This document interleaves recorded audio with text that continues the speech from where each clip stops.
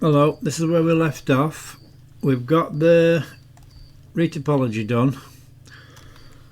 I don't need my shrink wrap anymore, so I'm going to apply that, tab out and apply it, and that will hold it to the shape of the underlying mesh. Then the HP's if I turn the LP off, there's the HP.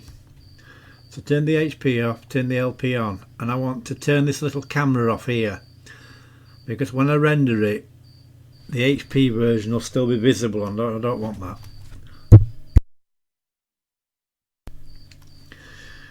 So what I'm going to do now is I'm going to start and mark some seams now. And if you look at a tin can, or a can as the Americans call it, it has a label wrapped round the outside. That label joins up at the back. So you always want to put your seams where they're not going to be seen.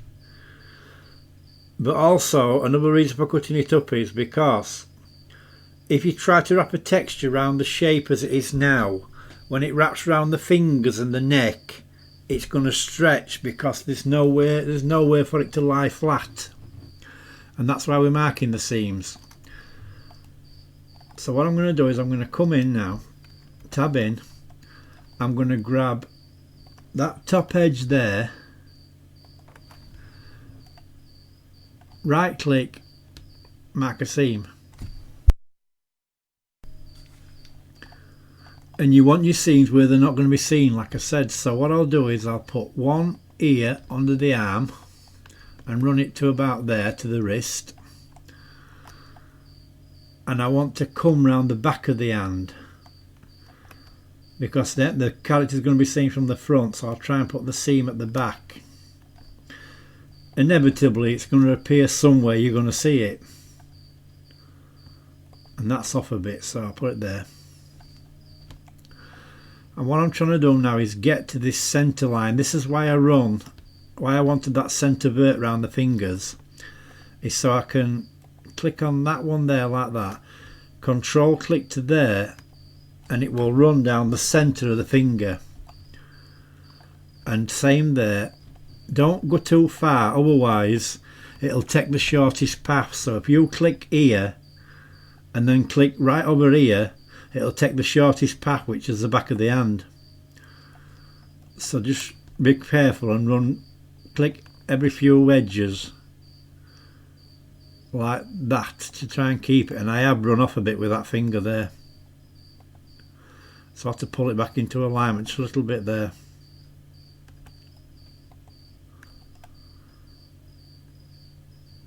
And click to there, run off with that one as well. I ain't got my seam smacking centre. Right click, mark that seam. Basically what I've done there is I've separated the back of the hand from the front of the hand. That's why you want the seam down the middle. So both that hand now will lie flat. So always remember, try and keep your seams running down the centre of the finger. I'm going to come to here. Before I go any further, click Control S and save, because I've done this once and it crashed on me again. So I come down to here, Control click, hang on, click that one, Control click that one. I want to come round between the legs to there, right click, mark that seam, make sure I've got it marked, yeah. Then I want to mark a seam between the legs then, so I come into the centre, right click, mark that seam. I'll come down to the bottom of the foot, right click that running round, mark that seam. And it's easier to mark this character because when you're doing a full character you'll have ears, so you've got to put a loop round the ears, you'll have a loop round the eyes, you'll have a loop running round the mouth, and as I said, round the fingers, around the midsection, and it gets very complicated with a normal character putting loop cuts in, putting the edge loops in, I mean. So back to the top of the head, and I'll grab on that edge there, right click, mark that seam, and then I can click on that edge there and I can see where it is because it's mirror. Click on that edge there, right click and mark that seam. Did I do the neck? Yeah, I did, but I'll do it again and make sure. Now I can do it A, U and unwrap it. And to find out if that's right or not, what I'll do is I'll put a texture panel on it. So I'll come over to shading, and I don't need that filling texture anymore, so get rid of it. I want a new texture, and I'll call this one test pattern, if I can spell it. Come to this little window here, we change to a double-headed arrow, right click, join area, and get rid of that because we don't need it. Same again, double-headed arrow, and bring this one over. What I'm going to do now is I'm going to type in here new, and I'll call this one test pattern again. Test pattern. I'm using a 2K texture, so I might as well do a 2048 to be that same level.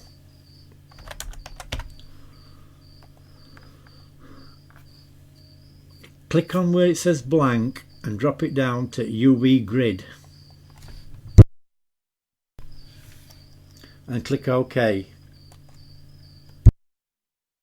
That brings in this checker pattern now. Now back in here I'll do a Shift A, search, and I'll bring in an image texture and drop it there.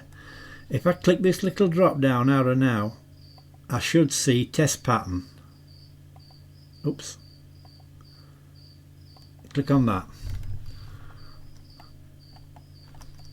Make sure that's in shader view. Then I'll click on that there, that node there, drag it into the base colour, and there's my test pattern. And I've still got the yellow around the mouth. Why have I got that? Hang on. Have I got rid of all my textures? No, I haven't. I've still got that on. Get rid of that. Right. And what you're looking for, you're looking for these squares to be as level as possible. You can see they're very stretched down here at the bottom. So I will mark this seam right down here. No, I haven't. I haven't marked it down the leg. That's what I've done. So this is why it's important you get your seams and you can see how it's stretched. So if I grab that edge there, if I can see it, control click down to that one, right click, mark the seam, A, U and unwrap again, and that should fall into place now. What you're looking for these squares to be stretched. Don't matter how they are, like that. They're not too bad like that. You're looking for them to be warped, really stretched out of shape. And I could, if I want to, put another seam across the leg, but it'll show when I put the texture in. So up the top, that's not looking too bad. But around the mouth is, so I've got to mark a seam in here as well. So I'll grab that edge there like that. That should run all the way around the inside of the mouth, does it? That's fine. Right click, mark that seam.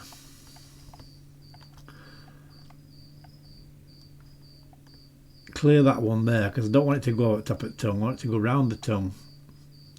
Take that back, undo that seam. In fact, I'll take it into there so I can see where I'm marking. Just for now. Grab that one there because I want the cloth. No, wrong one. That one. I think that's it, that's the one. To there. Right click, mark that seam. Then we're running round the side of the tongue to there. Get off that. To there. I can click it. Have I got it? There. Mark that seam. From there over the top of the tongue now. If I can get to it. to there, I think it is. Or is that roof at mouth I'm on?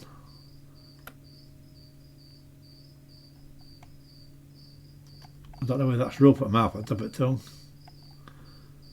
I think that's right. Mark a seam there.